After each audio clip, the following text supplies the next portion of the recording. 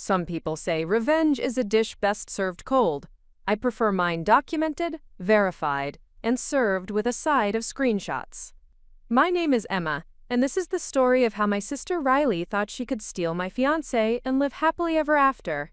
What she didn't know was that I had a camera, a brain, and absolutely nothing left to lose. Before we jump back in, tell us where you're tuning in from, and if this story touches you, make sure you're subscribed, because tomorrow I've saved something extra special for you. The day I discovered Jake's betrayal, I was editing wedding photos for another couple, ironically enough. The irony wasn't lost on me later when I realized I'd been practicing for the most important photo shoot of my life. But I'm getting ahead of myself. Let me start from the beginning, with the moment I should have seen the red flags but was too blinded by love and family loyalty to notice. I've always been the reliable one. The sister who showed up early to family dinners, who remembered birthdays without Facebook reminders, who ran errands for mom when her arthritis acted up. Emma the dependable, Emma the photographer, who captured everyone else's perfect moments while waiting patiently for her own. At 28, I'd built a modest but successful photography business in Riverside, Oregon, specializing in weddings and family portraits. The irony of spending my days documenting other people's happiest moments while my own love life resembled a series of poorly composed snapshots wasn't lost on me. Then Jake Morrison walked into my studio on a rainy Tuesday in March, and everything changed. He claimed he needed headshots for his real estate development company, but the way he lingered after the session, asking about my work, my dreams, my favorite coffee shop, made it clear he was interested in more than professional photography. Jake was everything I thought I wanted. Tall, with the kind of confident smile that sold houses and won hearts. He had this way of making me feel like I was the only person in the room. When he asked me out that first time, suggesting dinner at Cascade Coffee, I actually pinched myself in the parking lot to make sure I wasn't dreaming. Our relationship unfolded like a perfectly planned photo shoot. Jake was attentive, romantic, and seemed genuinely interested in my work. He'd bring me coffee during long editing sessions, surprise me with flowers on random Wednesdays, and always had a good excuse for why we couldn't spend time at his place. He lived in Willowbrook, he explained, in a house he was renovating. The construction mess was embarrassing, and besides, he preferred my cozy studio apartment above my photography business. It felt intimate, he said, like getting to see the real me. I should have questioned why someone in real estate development was always paying for dinner in cash, or why his business calls always seemed to come when I was around, forcing him to step away and speak in hushed tones. I should have wondered why, in 6 months of dating, I'd never met any of his friends or colleagues. But love, I've learned, has a way of adjusting the aperture on reality, blurring the background details while keeping the subject in sharp, flattering focus. The proposal came 8 months after our first date, during what Jake called a spontaneous weekend getaway to the family lake house. He'd arranged everything with Mom, who was thrilled that her responsible daughter had finally found someone worthy of her devotion. The proposal itself was picture perfect, down to the golden hour lighting as Jake dropped to one knee on the dock, the lake reflecting the sunset behind him like a natural backdrop. The ring was modest but beautiful, a vintage setting he claimed had belonged to his grandmother. I said yes, obviously, and spent the drive home mentally planning our engagement photos. That's when Riley entered the picture, and everything I thought I knew about my life began to unravel like a poorly wound camera strap. Riley had been living in Los Angeles for the past 3 years, chasing her dreams of becoming a lifestyle influencer, while surviving on Mom's monthly checks and whatever income her Instagram partnerships generated. At 25, she'd perfected the art of looking effortlessly beautiful while doing absolutely nothing productive. Her feed was a carefully curated collection of coffee cups, sunset selfies, and motivational quotes about following your dreams, all shot with the kind of expensive equipment I'd saved months to afford. When Mom called to tell her about my engagement, Riley's response was immediate and dramatic. She absolutely had to come home to meet Jake and help plan the wedding. She'd catch the next flight to Portland, she declared, because family was everything, and she couldn't bear to miss this exciting time in my life. I should have recognized the warning signs in her enthusiasm. Riley had never shown interest in my relationships before, unless you counted the time in high school when she'd flirted with my prom date, until he asked her to dance instead of me. But I was too caught up in wedding planning euphoria to see clearly. Mom was thrilled to have both her daughters home, and I convinced myself that maybe this was the moment Riley and I would finally build the close sisterly relationship I'd always wanted. We'd never been particularly close growing up. The 3-year age gap felt like a decade when we were children, and our personalities were as different as our approaches to photography. I preferred candid shots that captured genuine emotion, while Riley lived for posed perfection that looked flawless but felt empty. Jake met Riley on a Thursday evening in late September, when Mom insisted on hosting a family dinner to properly introduce everyone. I'd been editing a wedding shoot all afternoon, losing track of time as I always did when I was in the zone, so I arrived at Mom's house 20 minutes late with developing solutions still staining my fingertips. Riley was already there, of course, holding court in the living room while Mom bustled around the kitchen, clearly thrilled to have her glamorous daughter home. I heard Jake's laugh before I saw him, a sound I'd grown to love over our months together. But something about it seemed different that evening, brighter somehow, more animated than I'd heard in weeks. When I walked into the living room, I found him sitting on the couch next to Riley, both of them leaning forward in conversation like old friends sharing secrets. Riley had changed clothes since I'd seen her that morning, trading her casual travel outfit for a flowing sundress that somehow managed to look both effortless and carefully planned. Her blonde hair caught the lamplight as she gestured, telling some story that had Jake completely captivated. They both looked up when I entered, and for just a moment I caught something in their expressions that made my stomach tighten. Guilt, maybe, or surprise, as if they'd been caught doing something they shouldn't. But then Jake was standing, crossing the room to kiss me hello, and Riley was bouncing up to hug me, gushing about how wonderful my fiancé was and how lucky I was to have found someone so charming and successful. Dinner was a performance I didn't know I was auditioning for. Riley, who'd never shown any interest in my work, suddenly had 1,000 questions about wedding photography. Had I thought about who would shoot our wedding? Did I trust anyone else to capture such an important day? She'd met some amazing photographers in LA. She mentioned casually, artists who really understood how to make people look their absolute best. Maybe she could make some introductions. Jake, meanwhile, seemed fascinated by Riley's stories about Los Angeles, her influencer lifestyle, her plans to launch a lifestyle brand. He asked detailed questions about her business model, her follower engagement, her partnership strategies. I sat between them, cutting my salmon into increasingly smaller pieces, feeling like a spectator at my own engagement celebration. After dinner, while Mom and I cleared the dishes, I could hear them laughing on the back porch, their voices carrying through the screen door. Riley was showing Jake something on her phone, their heads bent close together as they scrolled through what I assumed were her Instagram posts. When we rejoined them, they were discussing fitness routines, apparently having discovered they both belonged to the same gym chain, though in different cities. The evening ended with Riley insisting on taking photos of Jake and me together, because she had such a good eye for lighting and angles. She positioned us on the porch steps, adjusting our poses with the confidence of someone who'd spent years perfecting her own image. Through her camera phone, she directed us to move closer, to look at each other instead of the camera, to try a more natural smile. Jake seemed more relaxed during this impromptu photo session than he had all evening, and I wondered if it was Riley's easy confidence behind the camera or something else entirely. The photos, I had to admit when she showed them to us afterward, were beautiful. She'd captured something soft and romantic in the golden porch light, and Jake and I looked genuinely happy together. Riley immediately posted one to her Instagram story, tagging both of us with heart emojis and captions about family and love and sisterly bonds. The response was immediate and enthusiastic from her followers, who apparently loved seeing this glimpse into her personal life. Driving home that night, Jake was quieter than usual, seeming lost in thought as we navigated the familiar streets back to my studio. When I asked if he'd enjoyed meeting Riley, his response was enthusiastic but somehow rehearsed, like he'd been practicing what to say. "She was great," he said, "really vibrant and interesting. I could see why she'd done so well in Los Angeles. It must run in the family, that photogenic quality, that natural charisma." I should have paid more attention to the way he said photogenic, like it was a quality he'd been looking for but hadn't realized until that moment. I should have noticed how he kept checking his phone during the drive, the soft glow of the screen illuminating a small smile I rarely saw anymore.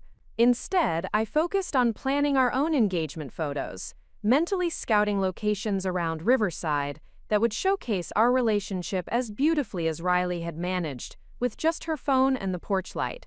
The next morning, I woke up to a text from Riley suggesting we grab coffee and do some sister bonding.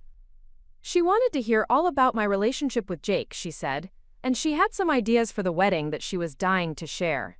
I suggested Cascade Coffee, the place where Jake and I had our first date, thinking it would be nice to share that piece of our story with her. Riley arrived 15 minutes late, which was early for her, wearing what appeared to be a casual outfit but was clearly chosen with Instagram in mind.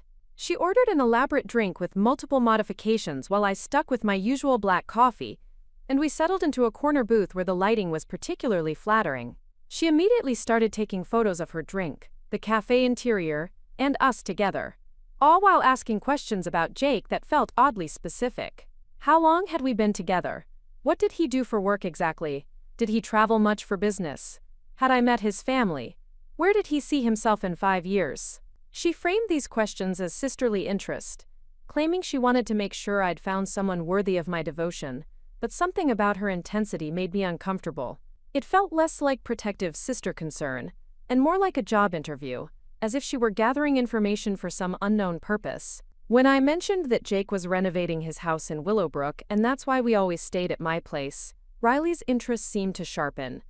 She knew Willowbrook, she said. She'd looked at houses there when she first moved to LA, before deciding city life was more her speed. It was such an exclusive area, she mused, the kind of place where serious real estate developers would live. He must be doing really well for himself to afford something there. I found myself defending details about Jake that I'd never questioned before. Of course, preparing and narrating this story took us a lot of time, so if you are enjoying it, subscribe to our channel, it means a lot to us. Now back to the story. He was successful, I said, though I realized I'd never actually seen evidence of his work beyond the business cards and the story about needing headshots. Of course he was renovating, though I'd never driven by to see the house or met any contractors or workers. Of course he was legitimate, though something about having to say it out loud made doubt creep in like morning fog rolling over the mountains. Riley must have sensed my uncertainty because she quickly shifted the conversation to wedding planning, gushing about venues and flowers and dresses, with the enthusiasm of someone who'd been planning her own wedding for years. She had connections, she said, photographers and planners and vendors who could make our day absolutely perfect. She even offered to help coordinate everything, since she had experience with event planning from her influencer work, and I was probably too busy with my own photography business to handle all the details. I should have said no. I should have recognized the way she was inserting herself into every aspect of my relationship, offering solutions to problems I didn't know I had. Instead, I felt grateful for her interest, touched that she wanted to be involved in such an important time in my life. When she suggested the 4 of us have dinner together soon, her and me and Jake and maybe someone she was seeing in LA who might be visiting, I agreed immediately. It seemed like the perfect way to blend our old family dynamic with my new relationship. That dinner, planned for the following Saturday at a trendy restaurant in downtown Portland, would turn out to be the beginning of the end of everything I thought I knew about my life. But at the time, sitting in Cascade Coffee with Riley's excited chatter filling the space between us, I felt hopeful about our future as sisters and confident in my relationship with Jake. I even let her take a selfie of us together, heads pressed close, coffee cups positioned artfully in the foreground. She posted it immediately with a caption about sister time and wedding planning, and how excited she was to be home for such a special time. The likes and comments started rolling in before we'd even finished our drinks, and I found myself caught up in the excitement of sharing my happiness with the world, even if it was through Riley's much larger platform. Looking back, I can see how perfectly she'd orchestrated that entire conversation, gathering intelligence while appearing to offer support, positioning herself as an essential part of my wedding planning while subtly undermining my confidence in my own relationship. But at the time, I was just happy to have my sister's attention and approval, something I'd been seeking my entire life without realizing it. The photograph she took that day would later become evidence, though not in the way either of us expected. Sometimes the most damaging pictures are the ones where everyone is smiling, where the surface looks perfect but something darker lurks just beneath the carefully composed frame. Riley had always been better at reading cameras than reading people, But she'd forgotten that I'd been studying both for years, and I was about to get a masterclass in recognizing the difference between what people show you and what they're actually doing. The week between our coffee date and the planned dinner passed in a blur of wedding planning activities that Riley had somehow managed to coordinate. She'd made calls to photographers, visited venues, and even scheduled a dress shopping trip for the following weekend. Her efficiency was impressive, though something about the speed at which she was moving made me feel like I was watching my own wedding planning from the sidelines rather than participating in it. Jake seemed unusually busy that week, with more business calls and meetings than usual. He'd apologized for being distracted, explaining that a big development deal was in its final stages and required all his attention. I understood, of course, and threw myself into my own work, editing photos and booking new clients. But I couldn't shake the feeling that something had shifted since that dinner at Mom's house, though I couldn't pinpoint exactly what felt different. The night before our double date, Riley called to confirm the details, her voice bright with an excitement that seemed disproportionate to dinner plans. She'd managed to get us a reservation at Meridian, one of Portland's most exclusive restaurants, though she was vague about how she'd secured a table at such short notice. Her date from LA had canceled at the last minute, she explained, so it would just be the three of us. But that was actually better because we could focus on really getting to know each other as a family. I should have questioned why she was so eager to spend time alone with Jake and me, especially after canceling her own date.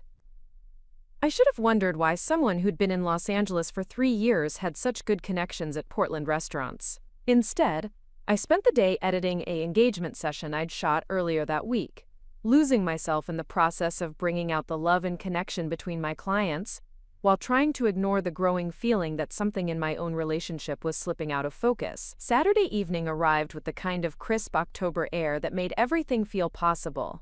I chose my outfit carefully, a navy dress that photographed well but didn't look like I was trying too hard, paired with the vintage earrings Jake had given me for my birthday. When he picked me up, he seemed nervous, checking his appearance in my hallway mirror and asking twice if I was sure about the restaurant choice. Riley was already at Meridian when we arrived, somehow having secured the best table in the house with a view of the city lights beginning to twinkle in the gathering dusk. She'd dressed for the occasion in a way that managed to look effortless while clearly being calculated for maximum impact. Her outfit was Instagram-ready but not obviously so, the kind of carefully curated casualness that took hours to achieve. Dinner began pleasantly enough, with Riley regaling us with stories about Los Angeles that had Jake asking detailed questions about neighborhoods, business opportunities, and lifestyle costs. She was at her most charming, making self-deprecating jokes about her influencer career, while somehow managing to highlight how successful and independent she'd become. The conversation flowed easily, perhaps too easily, and I found myself relaxing into the evening despite my earlier apprehensions. It was during dessert that I excused myself to use the restroom, leaving Jake and Riley alone at the table for what I assumed would be a few minutes of polite small talk. When I returned, threading my way through the crowded restaurant, I caught sight of our table from across the room and stopped short. They were leaning toward each other across the small table, Riley's hand resting on Jake's arm as she spoke intently into his ear. Their body language spoke of intimacy, of shared secrets, of connection that went far beyond the polite getting-to-know-you conversation I'd expected. I stood frozen among the other diners for a moment that felt like hours, watching my fiancé and my sister in a tableau that made everything suddenly, terrifyingly clear. This wasn't the beginning of something between them. This was the continuation of something that had already begun, something I'd been too trusting or too naive to recognize, until this moment when I was seeing it from the outside. With the clarity that comes from unexpected perspective, they sprang apart when they noticed me approaching, Jake's face flushing as he reached for his water glass while Riley's expression smoothed into a practiced smile that didn't quite reach her eyes. By the time I reached the table, they were both looking at me with the kind of careful attention that confirmed my worst suspicions while they chatted about how good the dessert looked and whether I wanted to share. The rest of the evening passed in a haze of forced normalcy, with me playing the role of unsuspecting fiancé while gathering every detail that might serve as evidence later. I noticed how Riley knew exactly how Jake liked his coffee, how they shared inside jokes that seemed to have developed during the few days they'd known each other, how they both reached for the check simultaneously before Jake insisted on paying. During the drive home, Jake was unusually quiet, claiming he had a headache from the wine and needed to concentrate on driving. I sat in the passenger seat, staring out at the familiar streets of Riverside, and realized that everything I thought I knew about my life had just shifted into a completely different frame. The reliable Emma, the trusting Emma, the Emma who always saw the best in people, had just been given a masterclass in betrayal, and she was already planning her response. That night, after Jake dropped me off with a distracted kiss and a promise to call tomorrow, I sat in my studio surrounded by wedding photos I'd taken for other couples, and began to plan the most important photo shoot of my career. Because if there's one thing I'd learned in my years of capturing people's most important moments, it's that the truth always reveals itself eventually. You just have to know how to frame the shot and when to press the shutter. The morning after the restaurant revelation, I woke up with the kind of clarity that comes from having your world completely rearranged overnight. While Jake slept peacefully beside me, completely unaware that his carefully constructed facade had crumbled over dessert and coffee, I lay staring at the ceiling of my studio apartment, mentally cataloging every detail that now made perfect sense in this new context. His reluctance to have me visit his house wasn't about construction mess. His cash payments weren't about preferring not to use credit cards. His mysterious business calls weren't about real estate deals. Everything I'd rationalized away as quirky or professional now formed a pattern that pointed to one inescapable conclusion. Jake Morrison was not who he claimed to be, and my sister had figured it out long before I had. I slipped out of bed quietly, padding barefoot across the cold hardwood floors to my desk where my laptop waited like a faithful companion. If there was one thing my years in photography had taught me, it was the importance of documentation. Every wedding, every family portrait, every corporate headshot began with research. Understanding your subjects, their relationships, their dynamics, their secrets. I'd been photographing Jake for months without really seeing him, but that was about to change. The first thing I discovered was that Jake Morrison, successful real estate developer, had virtually no online presence. No company website, no professional social media accounts, no mention in local business publications or real estate listings. For someone supposedly building his career in an industry that thrived on networking and visibility, his digital footprint was remarkably small. Too small, I realized, for someone legitimate. I spent the next 3 hours following digital breadcrumbs, using every search technique I'd learned from years of researching potential clients and vendors. What I found, or rather what I didn't find, painted a picture that made my stomach churn with a mixture of rage and embarrassment. The address he'd given me for his Willowbrook house belonged to a property that had been sold 6 months before we met. His supposed business phone number was registered to a service that provided temporary lines for people who needed to appear more established than they actually were.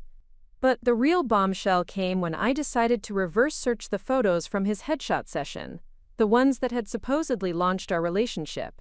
Professional habit made me run them through image recognition software, a tool I used to ensure my own work wasn't being stolen or misused online. What came back made me nearly drop my laptop. Jake Morrison's face appeared in at least 6 different social media profiles, attached to different names, different professions, different life stories. In one, he was Marcus Thompson, a fitness trainer in Seattle. In another, David Chen, a marketing consultant in San Francisco.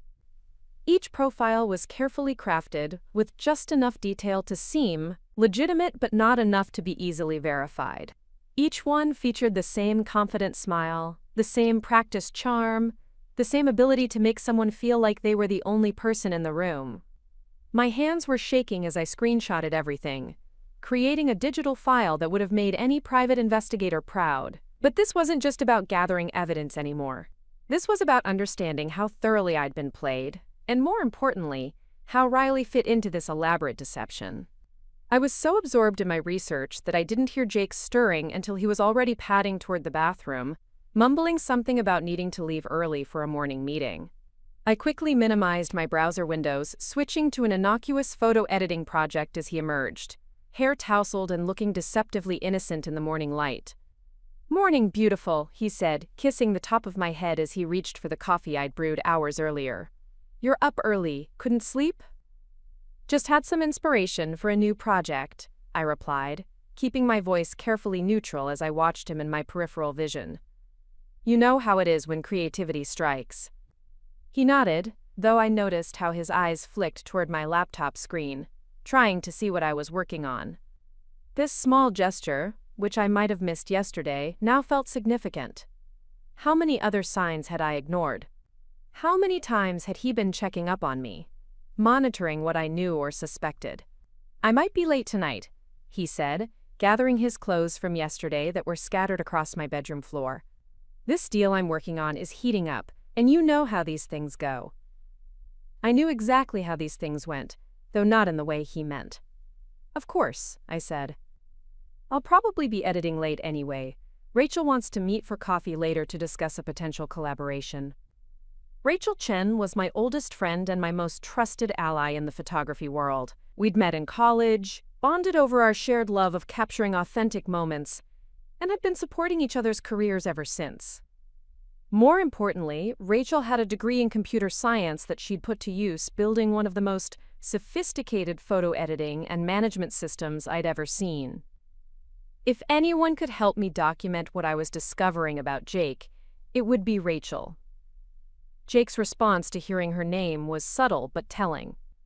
A slight tightening around his eyes, a pause that lasted just a beat too long. "Rachel," he repeated. "I don't think I've met her yet." "She's been traveling a lot for work," I explained, though I realized with a start that I'd been unconsciously keeping my closest friendships separate from my relationship with Jake.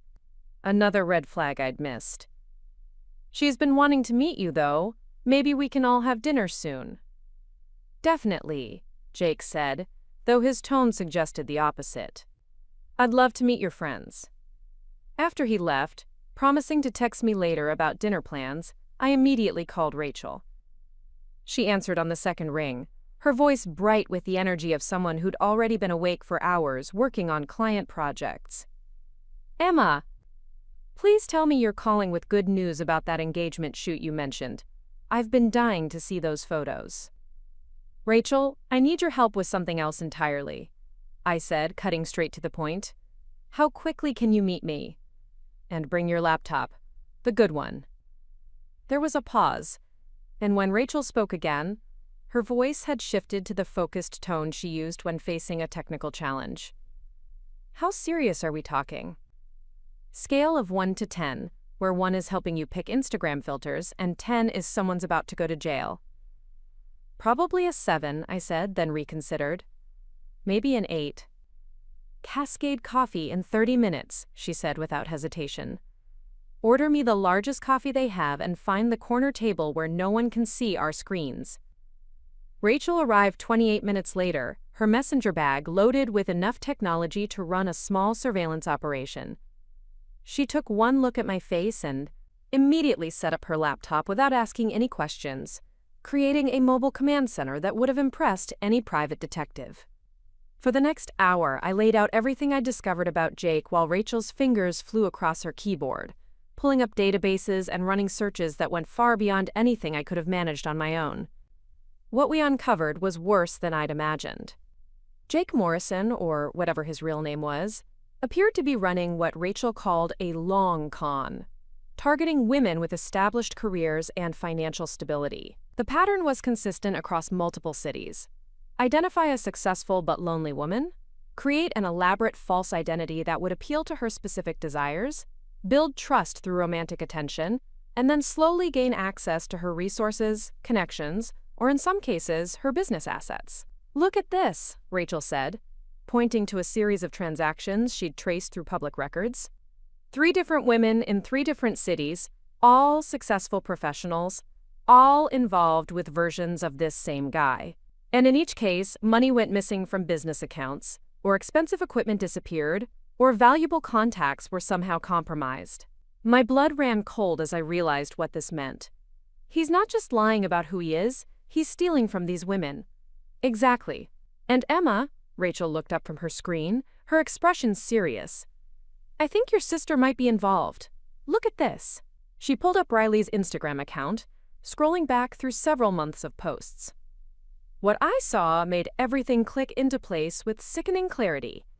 Riley's sudden move back to Los Angeles coincided almost exactly with Jake's appearance in my life. Her mysterious funding for her lifestyle brand, her knowledge of expensive restaurants and exclusive venues, her confident insertion into my relationship with Jake. It all made sense now. "They've been working together," I said, the words tasting bitter in my mouth. "She didn't come home to celebrate my engagement. She came home to help him rob me." Rachel nodded grimly. "It looks like they've done this before. Different cities, different targets, but the same basic approach. Riley plays the supportive friend or family member, gains the target's trust, gathers information about their finances and business, while Jake handles the romantic manipulation." I stared at the evidence spread across our two laptop screens, feeling a strange sense of detachment from my own life. Yesterday, I'd been a successful photographer planning her wedding to a charming real estate developer, worried about venue choices and guest lists. Today, I was the intended victim of an elaborate fraud scheme orchestrated by my own sister and the man I'd planned to marry. "What do?" I asked, though part of me already knew the answer. Rachel leaned back in her chair, studying me with the analytical gaze she usually reserved for complex technical problems. "Well, you could go to the police, but proving fraud is difficult when you haven't actually lost anything yet. You could confront them directly, but that just gives them a chance to disappear and find new targets." "Or?" I prompted, sensing there was a third option. "Or," Rachel said with a slow smile, "we beat them at their own game. We document everything, gather irrefutable evidence, and then we spring the trap when they least expect it." The idea should have terrified me. The old Emma, the reliable Emma, who always played by the rules and trusted people to do the right thing, would have been horrified at the suggestion of orchestrating her own deception. But the new Emma, the one who'd been forged in the fires of betrayal and humiliation, found the prospect surprisingly appealing. "What did you have in mind?" I asked. Rachel opened a new document on her laptop and began typing. "First, we need to understand their timeline. When are they planning to make their move? What's their endgame with you specifically? Then, we gather evidence of their previous cons, establish a pattern of behavior that proves this isn't just a relationship gone wrong. Finally, we create a situation where they reveal themselves completely, in a way that can't be denied or explained away." "You want me to pretend I don't know anything?" I said, understanding immediately. "Exactly. Keep playing the trusting fiancé while we build our case. Let them think they're still in control while we document every lie, every manipulation, every step of their plan." The thought of continuing to smile at Jake, to let him touch me and lie to me while I knew the truth, made my skin crawl. But the alternative was watching him and Riley disappear into the wind, free to victimize someone else. Someone who might not have the resources or support system to recover from their betrayal. "I can do it," I said, surprised by the steadiness in my own voice. "How long do you think we'll need?" Rachel was already pulling up calendar applications and project management tools, approaching this like any other complex photography assignment. Based on their previous patterns, I'd guess they're planning to make their move within the next few weeks. Probably around some significant event where emotions are running high and logical thinking might be compromised. "Like a wedding," I said quietly. "Like a wedding," she confirmed. "Which gives us maybe 2 or 3 weeks to gather everything we need and set up our own surprise." We spent the rest of the afternoon creating what Rachel called our documentation protocol. Every interaction with Jake would be recorded when possible, either through audio on my phone or video from hidden cameras Rachel could help me set up. Every lie would be fact-checked and documented. Every financial transaction, every business claim, every detail of his supposed life would be verified and cataloged. More importantly, we would begin building evidence of Riley's involvement, tracking her movements, her communications, her financial transactions during this period. If they were working together, there would be proof, and we would find it. "One more thing," Rachel said as we packed up our impromptu command center. "We need to protect your assets starting now. Move your business funds to a new account they don't know about. Change your passwords on everything. Install security software on all your devices. If they're planning to rob you, we're not going to make it easy." That evening, I sat in my studio preparing for Jake's return, like an actress getting ready for the performance of her life. I practiced my smile in the mirror, rehearsed responses to his lies, and prepared to become someone I'd never been before. A woman capable of deception, of patience in the face of betrayal, of turning the tables on people who'd underestimated her completely. When Jake arrived at 8 o'clock with takeout from my favorite Thai restaurant and stories about his challenging but ultimately successful day, I smiled and kissed him hello, and asked all the right questions about his fictional business deals. But inside, I was taking notes, gathering evidence, and planning the most important photo shoot of my career. The documentation had begun, and for the first time since discovering their betrayal, I felt like I was back in control of my own story. They'd written me as the naive victim in their elaborate screenplay, but they'd forgotten that I was the one behind the camera, and I always got the final shot. Over the next several days, I fell into a routine that felt surreal in its normalcy.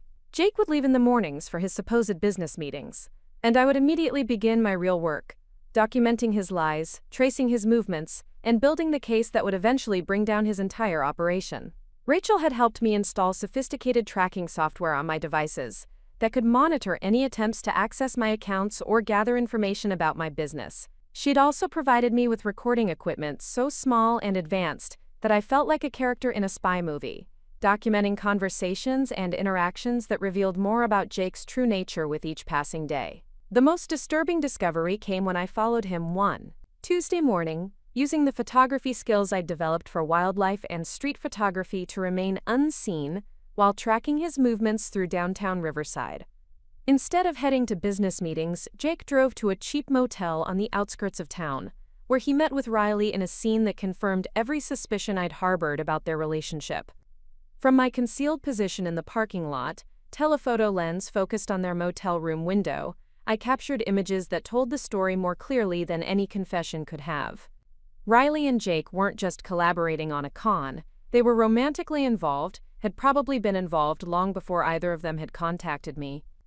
Every moment of their supposed first meeting at Mom's house had been carefully choreographed. Every surprised reaction and getting-to-know-you conversation had been pure performance. The photos I took that day were technically perfect but emotionally devastating. Sharp focus, good lighting, clear composition that left no doubt about what was happening between them. Riley throwing her head back in laughter at something Jake said. Jake's hand on her face in a gesture of intimate familiarity. The two of them embracing with the passion of people who'd been separated and were finally reunited. I sat in my car afterward, staring at the images on my camera's LCD screen, and felt something inside me crystallize into a resolve I'd never experienced before. This wasn't just about exposing their lies anymore. This was about justice, about consequences, about ensuring that their carefully planned betrayal became the catalyst for their own destruction. That evening, Jake returned home with flowers and apologies for being late, claiming that meetings had run long and traffic had been terrible. I accepted his kiss and his excuses with the same smile I'd been practicing, but I was calculating, planning, preparing for the moment when all their deceptions would be laid bare for the world to see. "I've been thinking," I said as we shared dinner from the containers he'd brought home, "maybe we should start planning our engagement party. Something small, just family and close friends, before we get too caught up in wedding planning." Jake's fork paused halfway to his mouth, and I caught a flicker of something in his expression before he recovered. "That sounds nice," he said carefully. "When were you thinking? Maybe in a couple of weeks?" Riley's been so helpful with wedding planning, and I know she'd love to help organize something special. We could have it at the lake house, make it really intimate and meaningful. I watched his face as he processed this information, knowing that he was probably already calculating how an engagement party might fit into whatever timeline he and Riley had established for their con. What he didn't know was that I was calculating too, planning an event that would serve as the perfect stage for the revelation I was preparing. "Let me talk to Riley about it," he said finally. "I'm sure she'd be thrilled to help."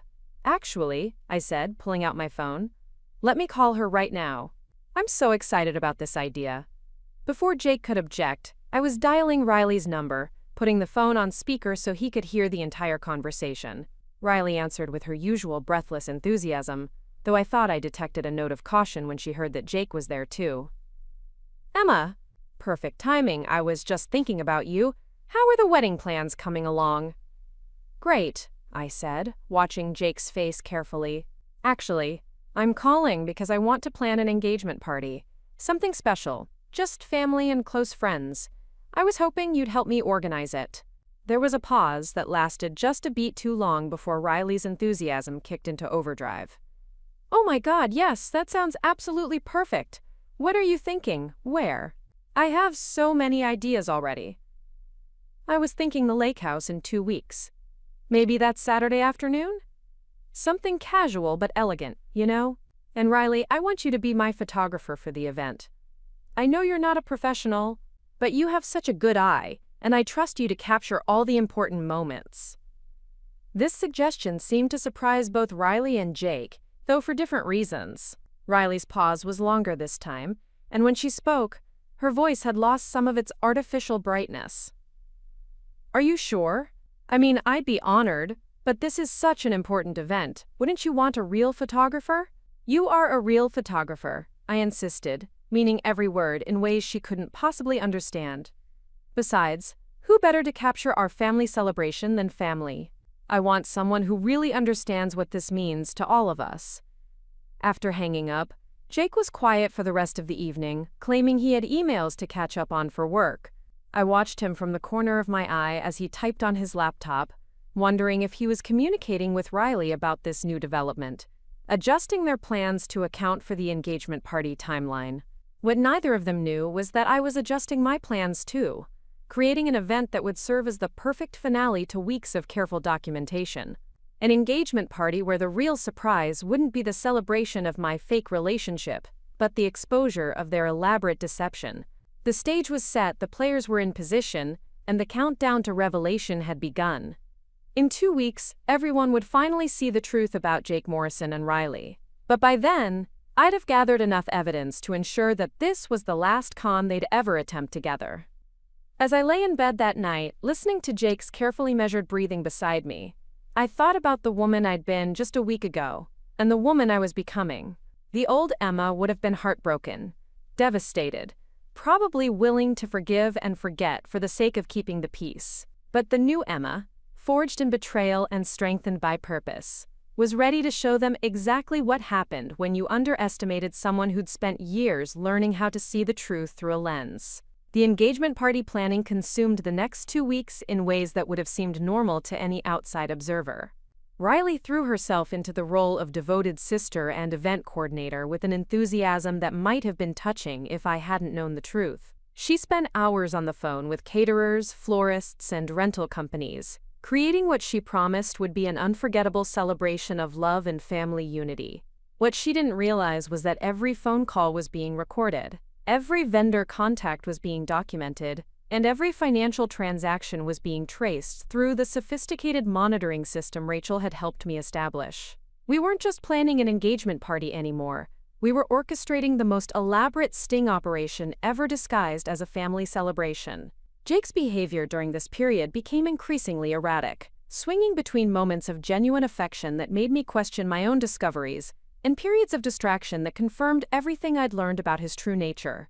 He would disappear for hours at a time, claiming to handle mysterious business deals that required his immediate attention, only to return with stories that fell apart under the gentlest questioning. The morning of our engagement party dawned crisp and clear, with the kind of perfect autumn light that photographers dream about. I woke up alone in my studio apartment, Jake having left early to handle what he claimed were last-minute preparations for a business presentation he had to give the following week.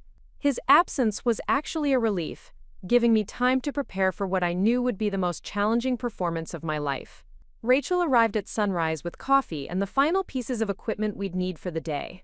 Hidden cameras that looked like decorative objects, audio recording devices disguised as party favors, and backup systems that would ensure we captured every moment of what was about to unfold. "Are you ready for this?" she asked, studying my face as we sat in my kitchen, surrounded by the technology that would document the end of my relationship and my sister's betrayal. "I don't think anyone can be ready for something like this," I admitted, wrapping my hands around my coffee mug for warmth and comfort. "But I need to know the truth, and I need everyone else to see it too." The lake house had been transformed into something that belonged in a wedding magazine, thanks to Riley's careful attention to every detail. White linens draped the outdoor furniture, strings of lights created a magical canopy over the deck, and flowers in shades of cream and gold gave the entire space an ethereal quality that would photograph beautifully. Riley herself looked stunning in a flowing dress that managed to be appropriate for the occasion while still ensuring she'd be the most photogenic person there after me. She greeted me with enthusiasm that seemed genuine, throwing her arms around me and declaring that everything was absolutely perfect for my special day. "I can't believe how beautiful everything looks," I said, and I meant it. Whatever else Riley was guilty of, she had impeccable taste and an eye for creating Instagram-worthy moments. "Only the best for my sister," she replied, squeezing my hand. "This is going to be a day none of us will ever forget." The irony of her words wasn't lost on me, though she had no idea just how prophetic they would prove to be. Guests began arriving around noon, starting with Mom, who was practically glowing with pride at having both her daughters home and one of them getting married to such a wonderful man. Tom and Sarah, my closest friends from college, arrived with congratulations and a beautiful gift that made me feel guilty about the deception I was orchestrating, even though I knew it was necessary. Jake appeared just as the party was hitting its stride, looking handsome and charming in the casual elegance he'd perfected over months of playing the role of successful businessman and devoted fiancé. He moved through the crowd with practiced ease, shaking hands with the men and charming the women with the kind of attention that made everyone feel special and important. I watched him work the room and marveled at his skill. He remembered names and details about people he'd met only once, asked thoughtful questions about their lives and careers, and somehow managed to make each conversation feel like the most important interaction of his day. If I hadn't known what I knew about his true nature, I would have been proud to be marrying someone so socially adept and genuinely interested in others. But I did know the truth, and watching him perform this elaborate charade for an audience of innocent people who believed they were celebrating genuine love made my stomach churn with a mixture of rage and disgust. Riley had positioned herself as the unofficial photographer for the event, moving through the party with her expensive camera and directing people into poses that would create the perfect visual narrative of our engagement celebration. She had a genuine talent for capturing flattering angles and authentic-looking moments, even when those moments were carefully orchestrated rather than spontaneous. What she didn't know was that Rachel had positioned herself strategically around the property, with recording equipment that was capturing every conversation, every private moment, and every interaction that revealed the truth beneath the beautiful surface we'd all worked so hard to create. The first crack in Jake's facade appeared during the toast portion of the afternoon. Uncle Robert, who'd driven down from Seattle for the occasion, stood up with his champagne glass and began a rambling speech about the importance of family and the joy of watching young people find true love in an increasingly complicated world.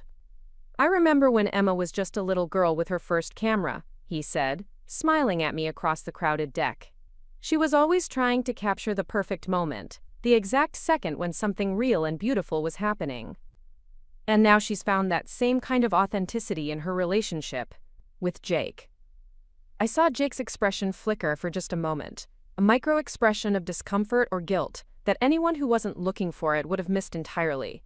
But I was looking for it, and I caught it, and I knew that somewhere beneath his charming exterior, the weight of his deception was beginning to show. The second crack appeared when Mrs. Henderson from down the road asked Jake about his business, expressing interest in potentially listing her late husband's property for development. Jake's response was smooth and professional, but he made the mistake of providing specific details about zoning regulations and market conditions that Rachel and I had already verified were completely incorrect. Mrs. Henderson, who'd been involved in real estate for 30 years, raised an eyebrow at his claims, but was too polite to contradict him directly. Instead, she asked follow-up questions that revealed just how little Jake actually knew about the industry he claimed to work in. I watched him flounder slightly, covering his ignorance with charm and deflection. But the damage was done for anyone paying attention. The third and most significant crack came when Riley, in her role as photographer, suggested that Jake and I recreate our first dance for a romantic photo opportunity. She'd set up the perfect shot on the dock, with the late afternoon sun creating a golden backdrop that would make any couple look like they were starring in their own fairy tale. "Come on, you two," she called, gesturing for us to move into position. "Let's capture the magic of your love story." As Jake and I moved into each other's arms, swaying to music that existed only in our imagination, I felt his body tense in a way that had nothing to do with performance nerves. His eyes, which had been warm and loving for the benefit of our audience, went cold and calculating as he looked at me, as if he were seeing me clearly for the first time. "You know," he said quietly, his voice pitched so only I could hear, "you've been acting strange lately. Distant. Is everything okay between us?" It was a fishing expedition, an attempt to gauge whether I suspected anything about his true nature or his relationship with Riley. The old Emma would have immediately reassured him, would have blamed stress or work pressure for any changes in her behavior. But the new Emma, the one who'd been forged in the fires of betrayal and strengthened by weeks of careful planning, saw this moment for what it was, an opportunity. "Actually," I said, matching his quiet tone, "I've been thinking a lot about our future together, about trust and honesty, and what it really means to build a life with someone." Something shifted in his expression, a wariness that confirmed every suspicion I'd harbored about his true feelings for me. "That's good," he said carefully. "Trust is important in any relationship." "Yes, it is," I agreed, meeting his gaze directly. "It's especially important when you're planning to spend your life with someone, when you're sharing your deepest secrets, your financial information, your professional contacts, when you're making yourself completely vulnerable to another person." The color drained from Jake's face so quickly that I thought he might actually faint. Around us, the party continued, guests laughing and chatting and celebrating what they believed was the beginning of a beautiful marriage. But in our small bubble of space on the dock, with Riley's camera capturing what she thought would be romantic imagery, a different kind of truth was being revealed. "Emma," Jake started, but I cut him off. "Smile," I said, my own smile bright and genuine for the first time in weeks. "Riley's taking pictures." The rest of the afternoon passed in a blur of forced normalcy, with Jake growing increasingly agitated, and Riley seeming to sense that something had shifted without understanding exactly what. I played my part perfectly, the radiant bride-to-be surrounded by family and friends, basking in the love and support of everyone who cared about my happiness. But beneath the surface I was counting down the minutes, until the moment I'd been planning for weeks, the moment when all the careful documentation and patient preparation would finally pay off in a revelation that would expose everything Jake and Riley had been hiding. As the sun began to set and guests started talking about heading home, I stood up and called for everyone's attention. The crowd quieted, expecting perhaps a thank you speech or another toast to mark the end of a perfect celebration. "Before everyone leaves," I said, my voice carrying clearly across the deck, "I have a little surprise, something special I want to share with all of you." Jake's expression went from wary to panicked as I moved toward the house, ostensibly to retrieve whatever surprise I had planned. Riley followed me with her camera, probably thinking this would be the perfect candid moment to capture for her social media documentation of the day. What I actually retrieved was my laptop and a portable projector that Rachel had helped me set up earlier in the day. As I connected the devices and began pulling up the files I'd spent weeks compiling, I could feel the energy of the party shifting from celebratory to confused. "I know this seems unusual," I said, addressing the crowd while Jake stood frozen beside the projector screen, "but I've put together a little slideshow about Jake and my relationship, about how we met, how our love story developed, and some things I've learned about the man I'm planning to marry." The first image that appeared on the screen was innocuous enough, Jake's original headshot, the one from our first meeting at my studio. The crowd murmured appreciatively at how handsome and professional he looked. The second image was a screenshot of one of his fake social media profiles, showing the same photo attached to a completely different name and profession in a different city. The murmurs turned to confused silence as I clicked through slide after slide, each one revealing another layer of Jake's elaborate deception. Different names, different careers, different life stories, all featuring the same face that was currently pale with terror beside me. "This is Marcus Thompson from Seattle," I said conversationally, as if I were giving a normal slideshow presentation. "Fitness trainer, loves hiking and motivational quotes. And this is David Chen from San Francisco, marketing consultant with a passion for wine tasting and travel." Riley had stopped taking pictures, her camera hanging forgotten from her neck as she stared at the screen in what appeared to be genuine shock. Either she was a better actress than I'd given her credit for, or there were aspects of Jake's deception that even she hadn't been aware of. But my personal favorite, I continued, clicking to the next slide, is this series of photos I took just last week. The images from the motel parking lot filled the screen in sharp, undeniable detail. Jake and Riley embracing with the passion of longtime lovers. Riley's head thrown back in laughter at something Jake was saying. The two of them together in ways that left no doubt about the true nature of their relationship. The silence that followed was deafening.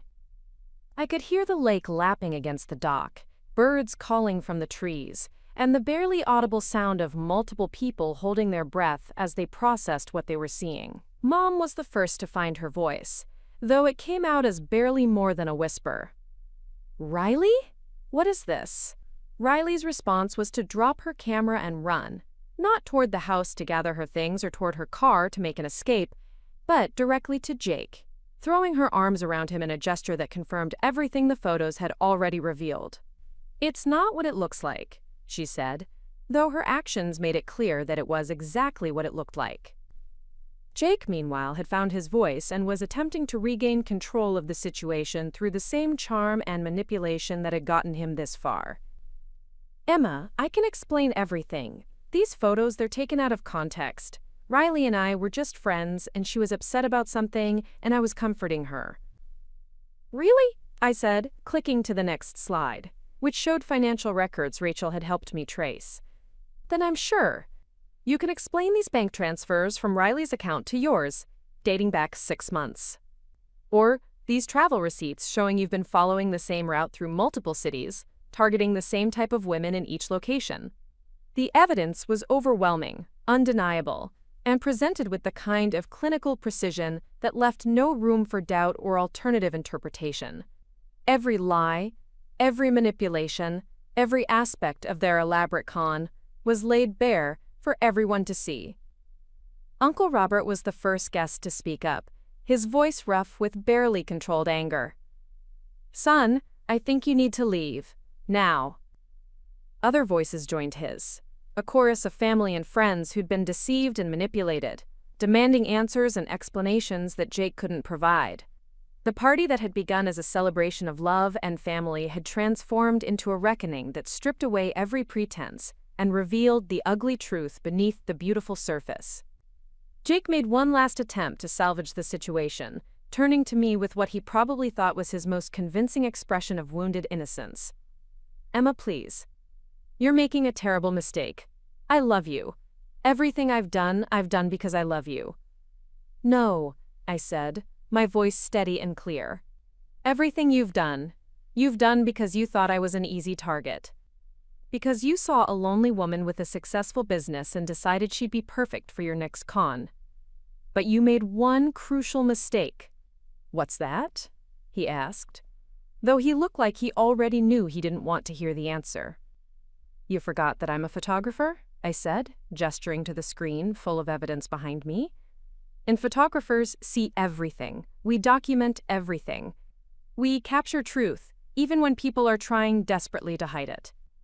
The final slide in my presentation wasn't a photo at all, but a simple text message. "Police have been contacted. Evidence has been submitted. Investigation is ongoing." Jake's face went from pale to gray as he realized that this wasn't just a public humiliation, but the beginning of legal consequences that would follow him far beyond this ruined engagement party. He looked around the deck at the faces of people who'd trusted him, liked him, welcomed him into their family, and saw nothing but disgust and betrayal reflected back at him. Without another word, he turned and walked away, not toward his car or toward any attempt to gather his belongings, but simply away, as if he could somehow escape the consequences of his actions by putting physical distance between himself and the evidence of his crimes. Riley tried to follow him, but Mom's voice stopped her cold. "Don't you dare," Mom said, her voice carrying authority I'd rarely heard from her. "Don't you dare walk away from this family after what you've done to your sister." The confrontation that followed was painful and necessary, a reckoning between sisters that had been building for years, beneath the surface of our complicated relationship.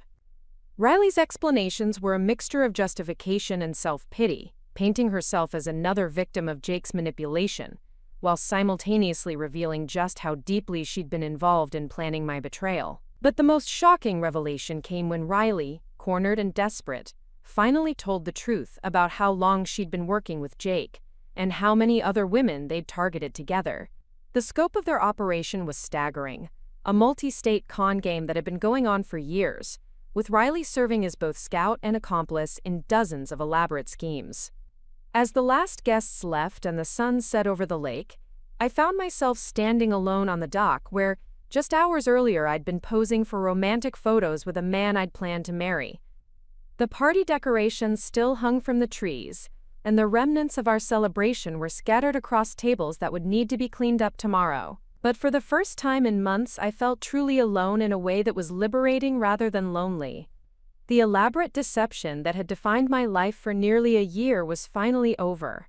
And while the ending wasn't what I'd planned or hoped for, it was honest in a way that felt like freedom.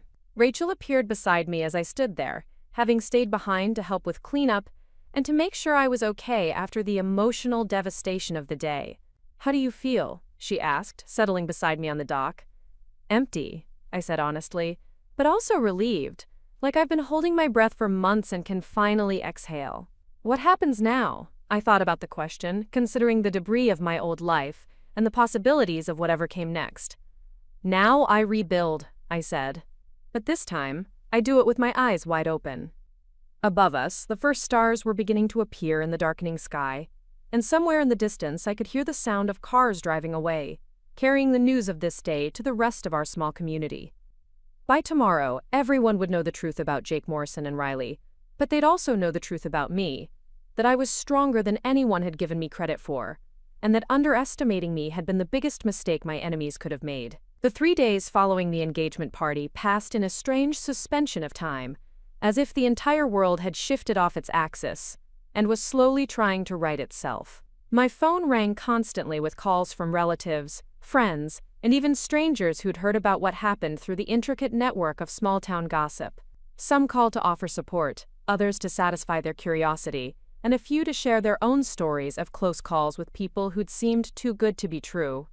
Detective Maria Santos contacted me on Tuesday morning, her voice professional but kind, as she explained the process of building a criminal case against Jake and potentially Riley. The evidence I'd gathered was extensive and well documented, she said, but prosecuting con artists was often complicated by jurisdictional issues and the difficulty of proving intent to defraud rather than simply relationship fraud. "The good news," Detective Santos explained during our meeting at the police station, "is that your documentation is some of the most thorough I've seen in cases like this. The bad news is that your Jake Morrison appears to be very good at disappearing when things get complicated." She spread a file across the table between us, revealing what the police had discovered about Jake's real identity and criminal history. His actual name was James Mitchell, and he'd been running variations of this same con for nearly 8 years, moving from city to city and leaving a trail of financial damage and broken hearts in his wake. "We've connected him to at least 12 other cases across 7 states, Detective Santos continued.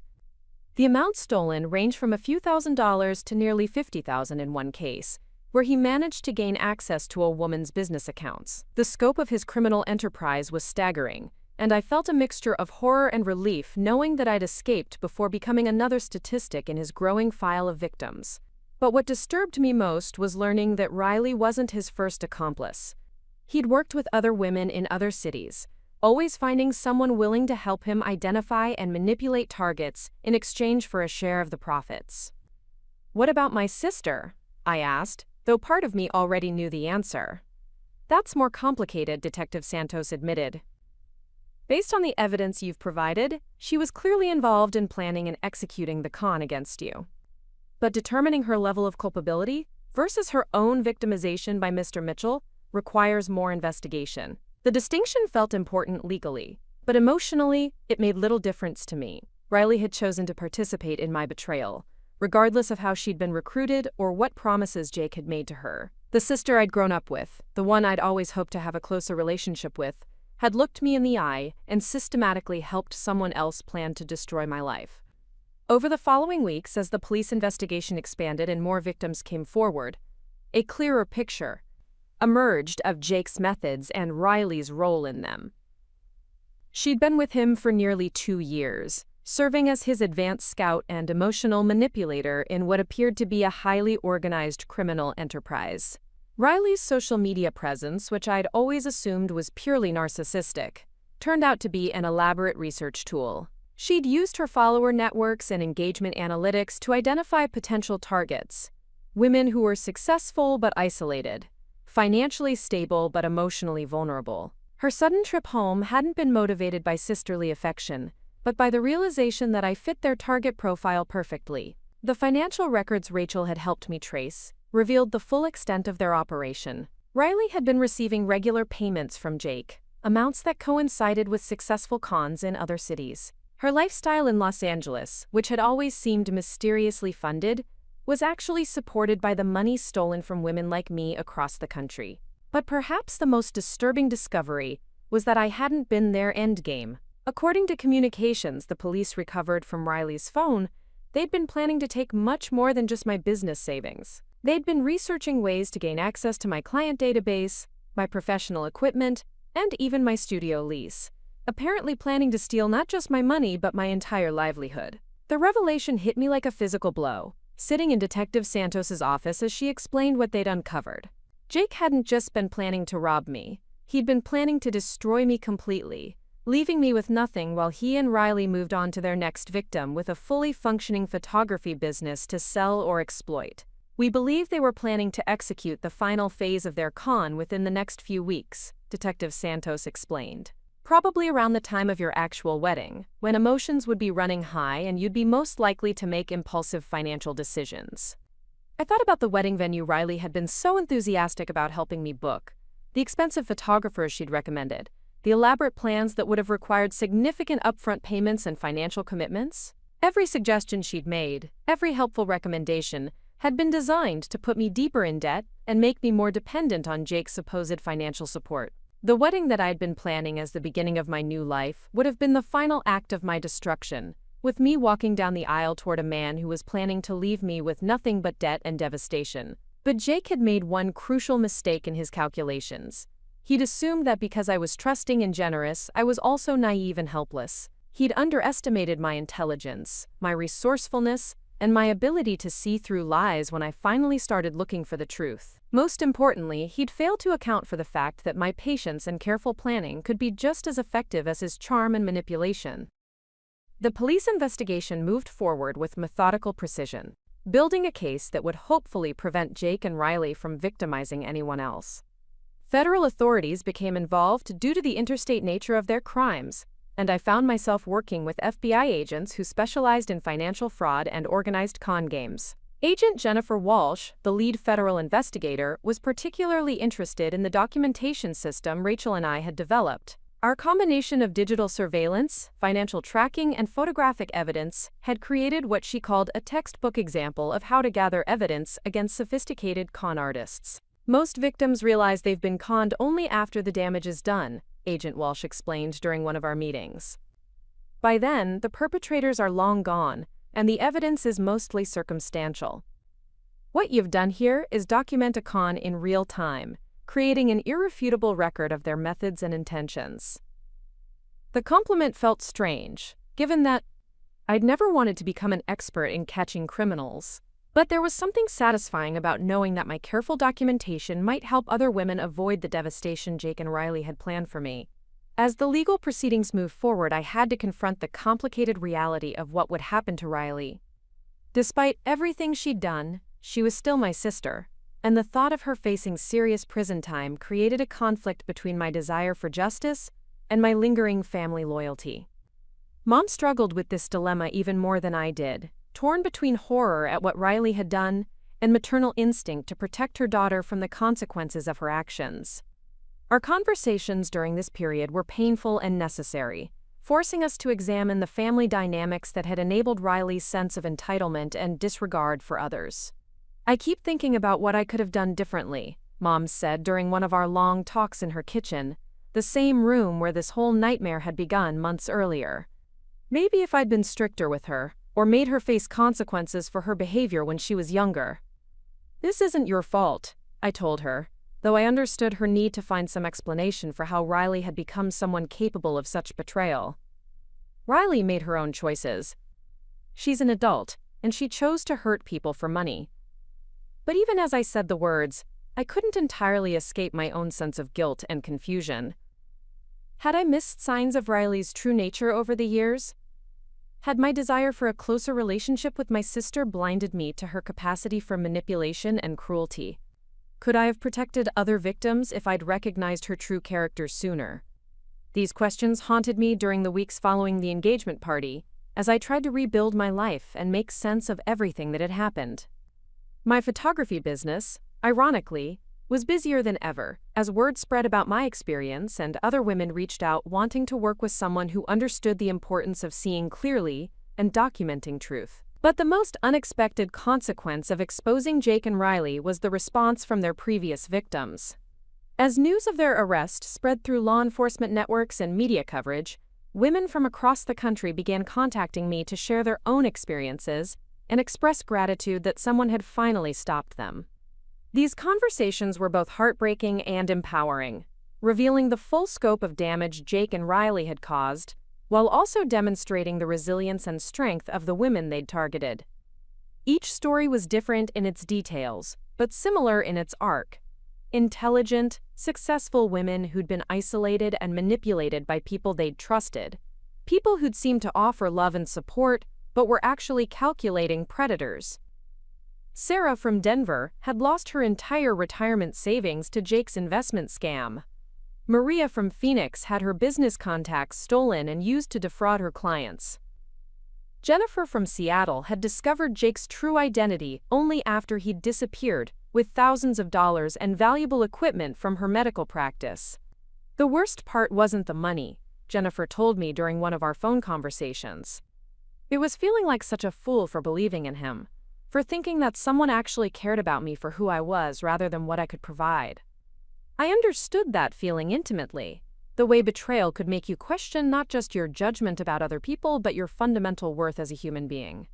Jake hadn't just stolen money from his victims. He'd stolen their ability to trust, their confidence in their own perceptions, their belief that they deserved genuine love and respect. But talking to these women also revealed something powerful about the human capacity for recovery and growth. Each of them had found ways to rebuild their lives, to regain their confidence, and to use their experiences to help others avoid similar traps. Their resilience inspired me, and helped me see my own experience, not as a humiliating failure, but as a painful lesson that had ultimately made me stronger and wiser. The legal resolution came faster than I'd expected. Jake, whose real name was James Mitchell, was arrested in Nevada while attempting to run the same con on a successful restaurant owner in Las Vegas. Faced with overwhelming evidence from multiple jurisdictions and the testimony of numerous victims, he accepted a plea deal that would put him in federal prison for 15 years. Riley's case was more complicated, involving lengthy negotiations between prosecutors, defense attorneys, and federal investigators, trying to determine her exact level of culpability versus victimization. Eventually, she accepted a plea agreement that acknowledged her role in the conspiracy while recognizing that she'd also been manipulated by Jake. Her sentence was 5 years in federal prison, with the possibility of parole after 3 years if she cooperated fully with ongoing investigations into other aspects of Jake's criminal network. The day her sentencing was announced, I sat in my studio staring at a family photo from Christmas 2 years earlier, trying to reconcile the smiling woman in the picture with the person who'd helped plan my destruction. Mom called that evening, her voice heavy with a grief that went beyond anything a prison sentence could address. "She wants to see you," Mom said, "before she reports to prison next month. She says she needs to apologize, to try to explain." The request created a conflict I hadn't anticipated. Part of me wanted to refuse, to let Riley face the consequences of her actions without the comfort of family forgiveness. But another part of me needed closure, needed to understand how the sister I'd grown up with had become someone capable of such calculated betrayal. I agreed to meet her at a neutral location, a coffee shop in downtown Portland where we could talk privately without the emotional weight of family history surrounding us. When Riley walked in, she looked smaller somehow, diminished by the weight of her choices and their consequences. "Thank you for coming," she said, settling into the chair across from me with none of her usual confidence or dramatic flair. I wasn't sure you would. I'm not sure why I did, I admitted, studying her face for signs of the manipulative sister I'd discovered, or traces of the person I'd once hoped she could become. What followed was the most honest conversation Riley and I had ever had.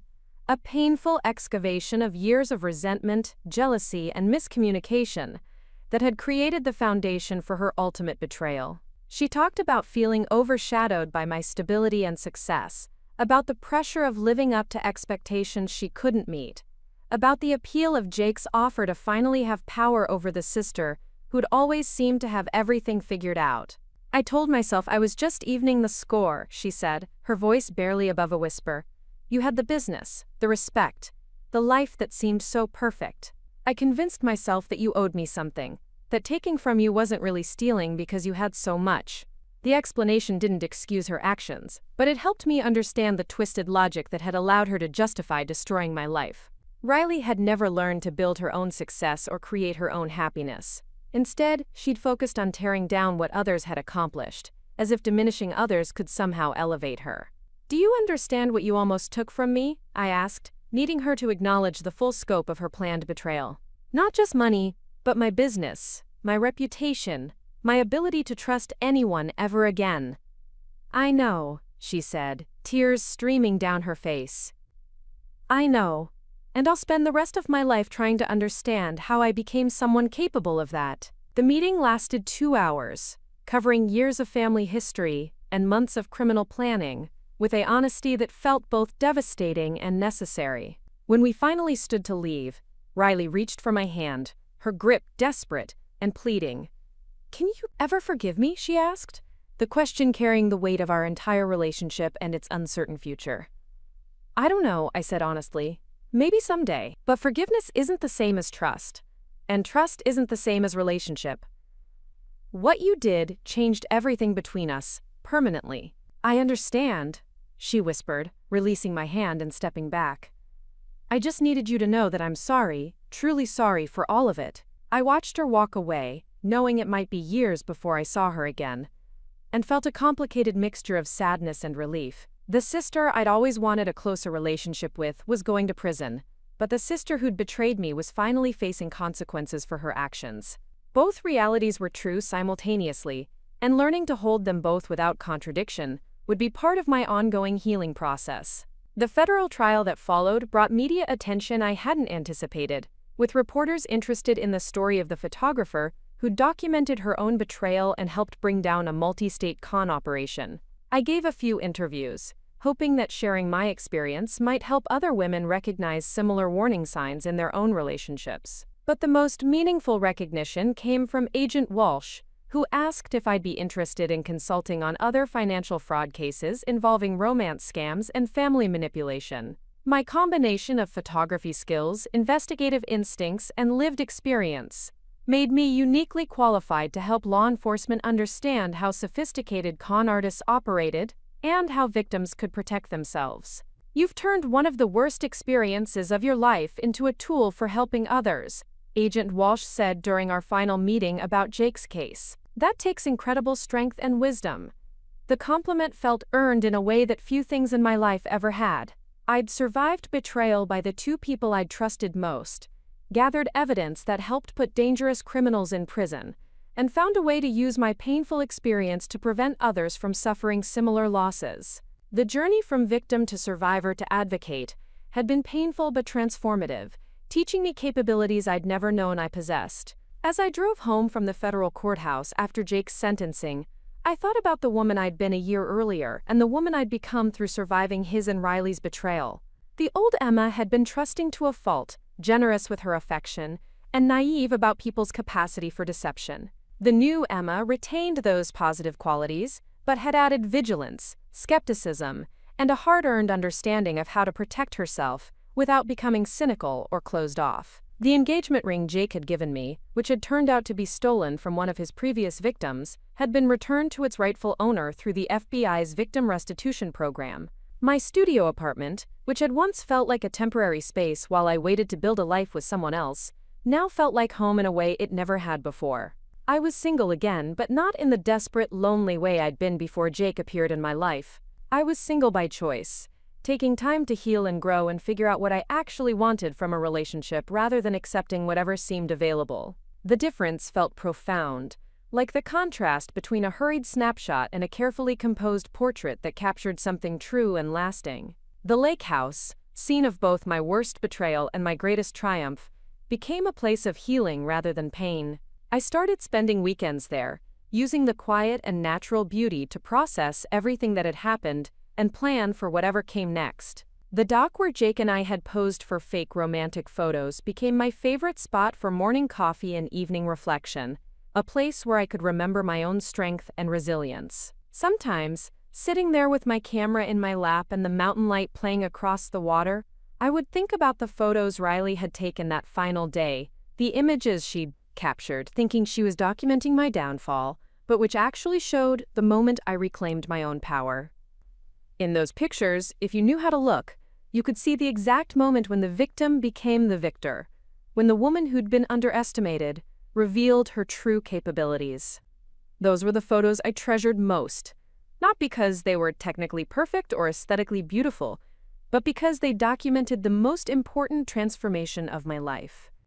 They showed the moment when Emma the reliable, Emma the trusting, Emma the easy target became Emma the strategic, Emma the strong, Emma the woman who saw clearly and acted decisively to protect herself and others. The story was far from over, but this chapter was complete, and I was finally ready to start writing the next one.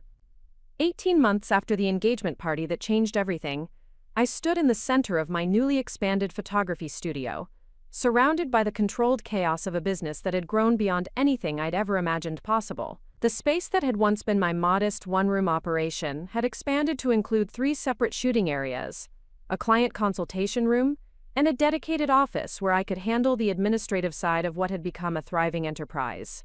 The transformation hadn't happened overnight. In the months following Jake's sentencing and Riley's imprisonment, I'd thrown myself into work with an intensity that bordered on obsession. Photography had always been my refuge, but now it became my salvation, the thing that gave structure and meaning to days that might otherwise have been consumed by bitterness and regret. But the real change hadn't been in the physical space or even the financial success.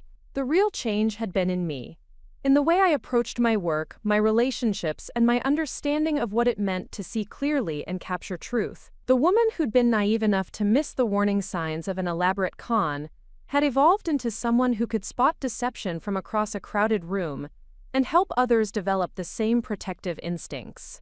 My client base had shifted dramatically since the trial made headlines in photography and small business publications. Word had spread about the photographer who documented her own betrayal and used the evidence to bring down a criminal conspiracy, and suddenly I was attracting clients who wanted more than just beautiful pictures. They wanted someone who understood the importance of seeing beneath the surface, of capturing not just how people looked, but who they really were. Corporate clients hired me to photograph executives and team members, trusting my ability to reveal character and authenticity in professional portraits. Families came to me when they needed someone who could navigate complicated dynamics and capture genuine connections despite underlying tensions. And increasingly, I was working with law enforcement agencies that needed someone who could document evidence with both technical precision and investigative insight. The consulting work with federal agencies had become a significant part of my income, but more importantly, it had given me a sense of purpose that went beyond personal success. Every case I worked on, every con artist I helped expose, every victim I assisted in gathering evidence, felt like another step toward ensuring that what happened to me would happen to fewer other women. Agent Walsh had become both a professional colleague and an unexpected friend, someone who understood the strange combination of trauma and empowerment that came from surviving sophisticated manipulation. She'd introduced me to other women in law enforcement who specialized in financial crimes, creating a network of professionals who were working to change how the justice system handled cases involving romance scams and family betrayal. "You've become something of a legend in certain circles," Agent Walsh told me during one of our regular check-ins. "There are agents in field offices across the country who've studied your documentation methods and started teaching them to other victims." The idea that my painful experience had become a teaching tool for protecting others felt like the kind of redemption I'd never expected to find. The careful systems Rachel and I had developed for gathering evidence were now being used by women across the country who found themselves in similar situations, creating a growing network of people who refused to be victims twice. Rachel herself had parlayed our collaboration into a new career focus, developing digital security and evidence-gathering tools specifically designed for people who suspected they were being deceived by romantic partners or family members. Her technical expertise, combined with our real-world experience, had created innovations that were being adopted by victim advocacy organizations and law enforcement agencies nationwide. "We should probably trademark the phrase defensive documentation," Rachel joked during one of our weekly coffee meetings, which had resumed at Cascade Coffee once the media attention died down. "We've accidentally created a whole new field of personal security." But perhaps the most unexpected development in my new life was the relationship that had grown slowly and naturally from my work with the Federal Task Force on Financial Fraud.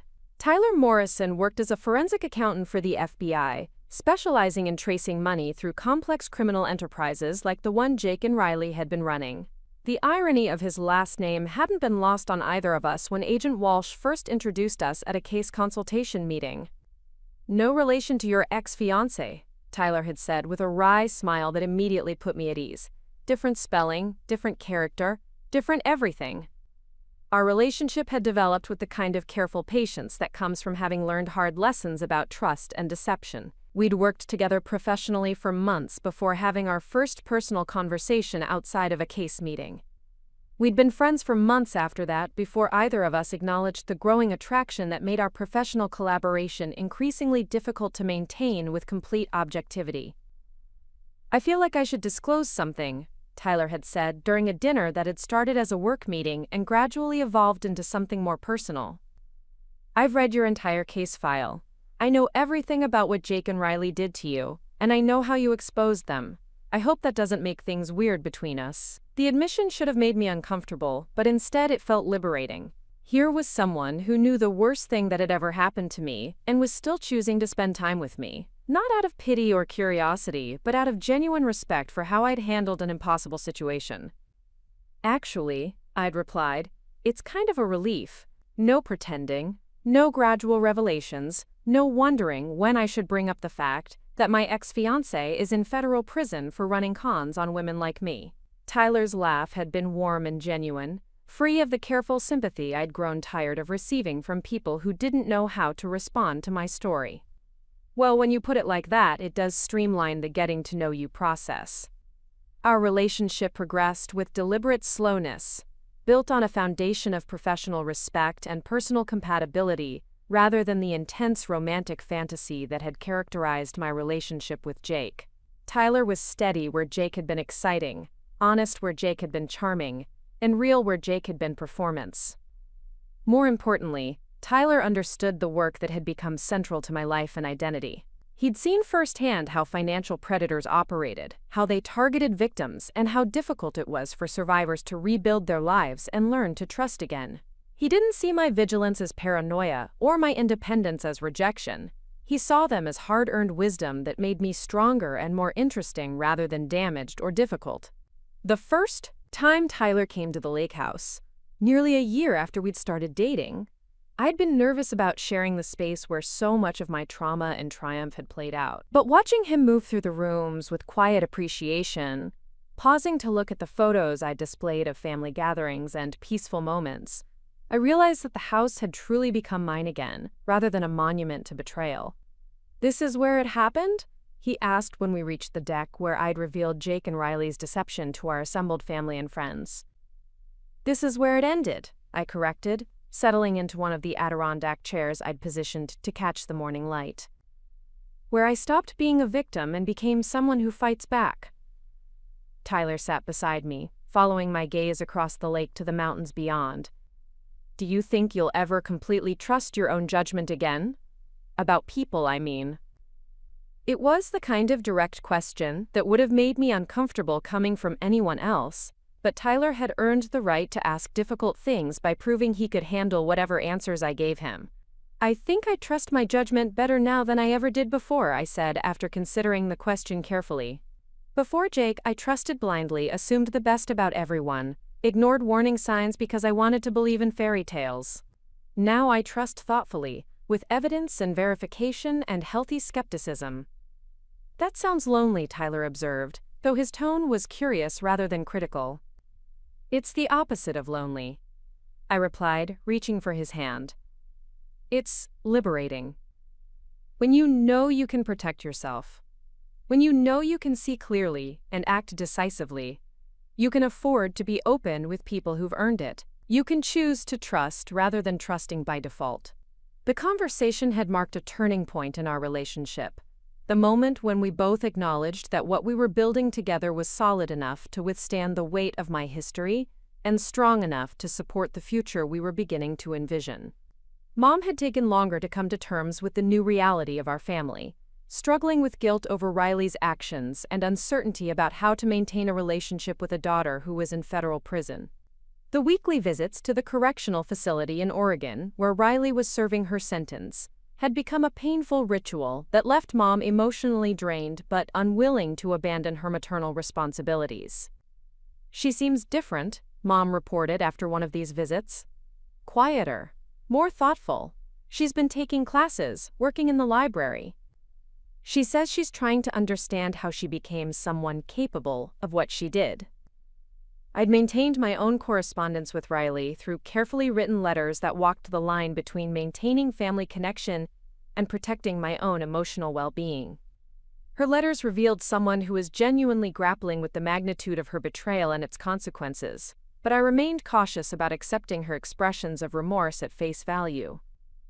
Riley had been a skilled manipulator long before she met Jake, and the possibility that her apparent transformation was simply another performance designed to generate sympathy and eventual forgiveness couldn't be entirely dismissed. Time would be the ultimate test of whether her rehabilitation was genuine or strategic. The family dynamics had shifted in ways that were both painful and necessary. Uncle Robert and Aunt Susan had become more central figures in my life, providing the steady support and unconditional love that I'd once hoped to receive from Riley. Cousins who'd been peripheral relationships became close friends, bonded by shared values and genuine affection, rather than mere biological connection. Family isn't just who you're related to, Aunt Susan had said during one of our regular phone calls. It's who shows up for you, who supports your growth, who celebrates your successes without jealousy or competition. The wisdom felt particularly relevant as I navigated the complex process of building new relationships while maintaining appropriate boundaries with people who'd proven themselves untrustworthy. Riley would always be my sister, but she'd forfeited the right to be my confidant, my support system, or my automatic forgiveness. Professional recognition for my work in fraud prevention and victim advocacy had led to speaking opportunities that initially terrified me, but gradually became a source of satisfaction and purpose. Standing before audiences of law enforcement professionals, victim advocates, and potential targets of financial fraud, sharing my story and the lessons I'd learned from surviving systematic deception felt like the most meaningful use of my experience. The goal isn't to become paranoid or suspicious of everyone, I would tell these audiences. The goal is to develop the skills to see clearly, to trust your instincts, and to protect yourself without closing yourself off from genuine connection. The presentations invariably included practical advice about documentation, evidence gathering, and self-protection, but they always returned to the central theme of empowerment through knowledge and preparation. I'd learned that victims of sophisticated cons shared certain characteristics: intelligence, success, generosity, and a desire to see the best in people that made them targets, but also gave them the tools to fight back if they understood how to use them. The speaking engagements had led to a book deal, an opportunity to reach an even wider audience, with the story of how documentation and strategic thinking had transformed me from victim to advocate. Writing the book had been emotionally challenging, requiring me to relive every detail of the betrayal and recovery process, but it had also been therapeutic in ways I hadn't anticipated. Seeing clearly how I documented my way out of betrayal and into justice was scheduled for publication in the fall, with early reviews praising both the practical advice and the emotional honesty of my account. The advance orders suggested there was a significant audience of people who needed to hear that survival was possible, that justice could be achieved, and that betrayal could become the foundation for a stronger, more authentic life. Tyler had been my first reader and most honest critic throughout the writing process, helping me balance the need for practical information with respect for the privacy of everyone involved. His perspective as both a law enforcement professional and someone who cared about my well-being had been invaluable in shaping a narrative that could help others without exploiting my own trauma for dramatic effect. You've managed to write about terrible things that happened to you without making yourself sound like either a victim or a superhero, he'd said after reading the final draft. That's harder than it sounds, and more useful than most people realize. The book launch was planned for November, coinciding with National Fraud Awareness Week and the second anniversary of Jake's sentencing. The timing felt symbolically appropriate, marking how far I'd come from the woman who'd been blindsided by betrayal to someone who could help others avoid similar traps.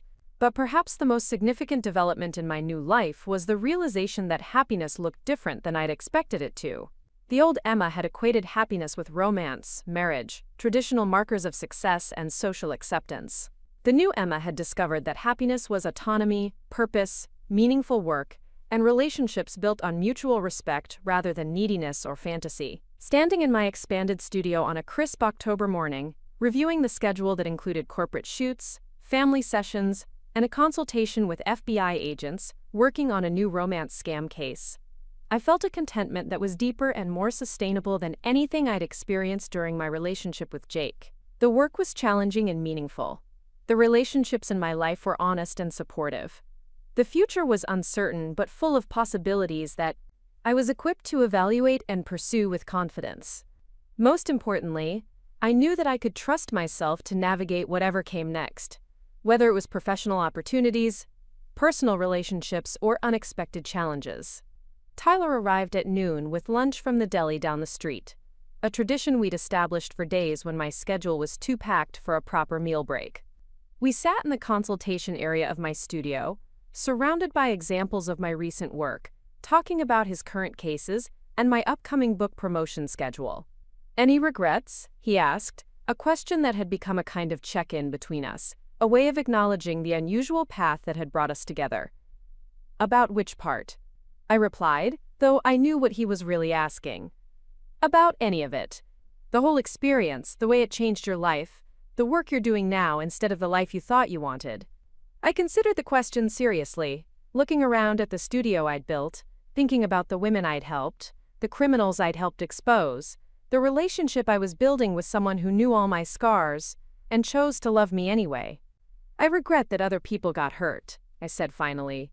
"I regret that Jake and Riley made choices that caused so much pain for so many people.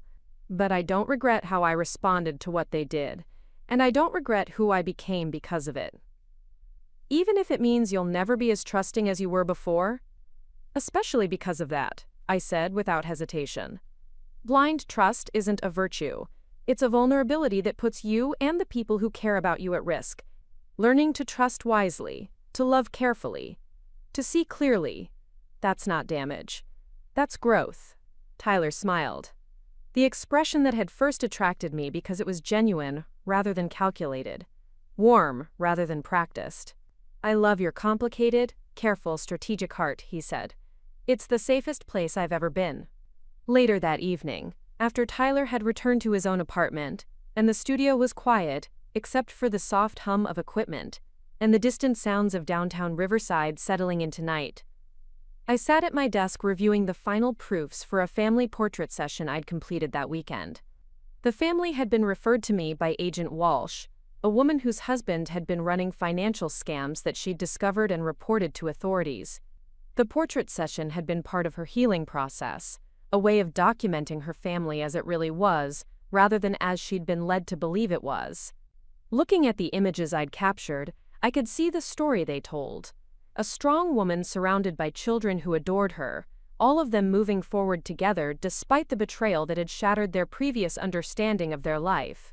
The photos were beautiful but also honest, showing both vulnerability and resilience, both loss and hope. They were exactly the kind of pictures I'd always wanted to take, images that captured truth rather than fantasy, strength rather than perfection. The woman I'd become through surviving Jake and Riley's betrayal was finally the photographer I'd always wanted to be, someone who could see clearly and help others do the same. As I prepared to close the studio for the night, my phone chimed with a text message from a number I didn't recognize. For a moment, the old anxiety flickered. Would I ever stop having that initial moment of fear when unknown numbers appeared on my screen? But I opened the message anyway. Miss Chen, my name is Sandra Walsh. Agent Walsh gave me your contact information. I think my boyfriend might be running a con on me, and I need help documenting what's happening. Could we meet this week? I stared at the message for a long moment, feeling the familiar mixture of sadness and determination that came with each new case. Another woman facing betrayal.